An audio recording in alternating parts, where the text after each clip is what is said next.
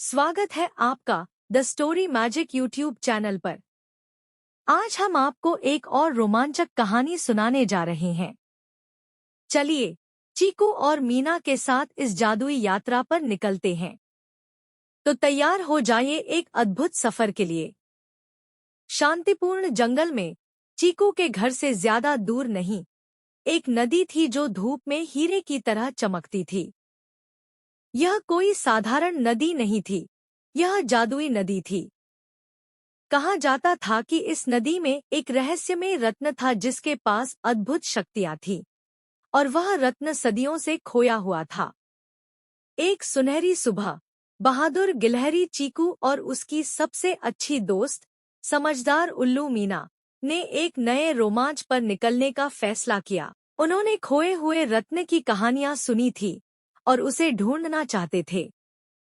वे जादुई नदी के किनारे के साथ अपनी यात्रा शुरू की। पानी बिल्कुल साफ था और वे चट्टानों के बीच तैरते और खेलते हुए मछलियों को देख सकते थे।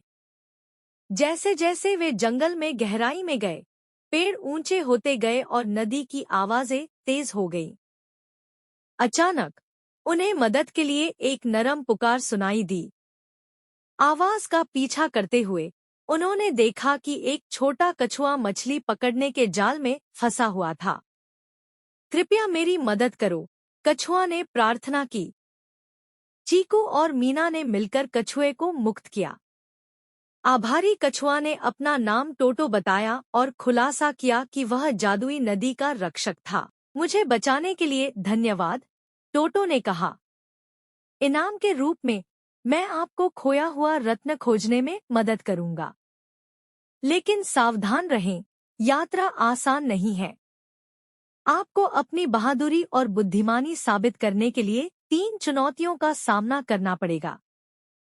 चीकू और मीना ने सहमति दी और टोटो के साथ चल दिए। उनकी पहली चुनौती एक पुल को पार करना था जिसे एक विशाल केकड़ा पहरा दे रहा था। केकड़े ने मांग की कि वे एक पहेली सुलझाएं, तभी वे पार कर सकते हैं। मेरे पास शहर है, लेकिन कोई घर नहीं। मेरे पास पहाड़ है, लेकिन कोई पेड़ नहीं। मेरे पास पानी है, लेकिन कोई मछली नहीं। मैं क्या हूँ? केकड़े ने पूछा। मीना ने एक पल के लिए सोचा और जवाब दिया, एक नक्शा। केकड़ा उनकी बुद्धिमानी से प्रभावित होकर उन्हें पार करने दिया। दूसरी चुनौती एक गहरा जंगल था जो जादुई जीवों से भरा हुआ था। उन्हें एक छिपा हुआ रास्ता खोजना था जो केवल उन लोगों को दिखाई देता है जिनका दिल पवित्र होता है। टोटो की मार्गदर्शन से वे जंगल को सुरक्षित रूप से पार कर गए, रास्ते में जीवों की मदद की और उनका विश्वास जीता। अंत में वे झरने के पास पहुंचे, जहां रत्न छिपा हुआ था।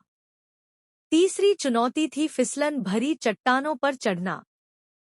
चीकू अपनी फुर्ती का उपयोग करके आगे बढ़ा, जबकि मीना और टोटो उसके पीछे पीछे चले। ऊपर उन्हें एक छिपी हुई गुफा मिली। गुफा के अंदर एक नरम चमक में नहाया हुआ खोया हुआ रत्न था। यह उनकी कल्पना से भी ज्यादा सुंदर था। टोटो ने समझाया, इस रत्न में जंगल में शांति और समृद्धि लाने की शक्ति है। इसे सुरक्षित रखना आवश्यक है। चीकू और मीना अपनी खोज के महत्व को समझते हुए रत्न की रक्षा करने का वादा किया। रत्न के साथ वे जंगल में लौटे, जहां उनका स्वागत नायकों के रूप में हुआ। जादुई नदी और भी अधिक चमकने लगी और जंगल जीवन से भर गया।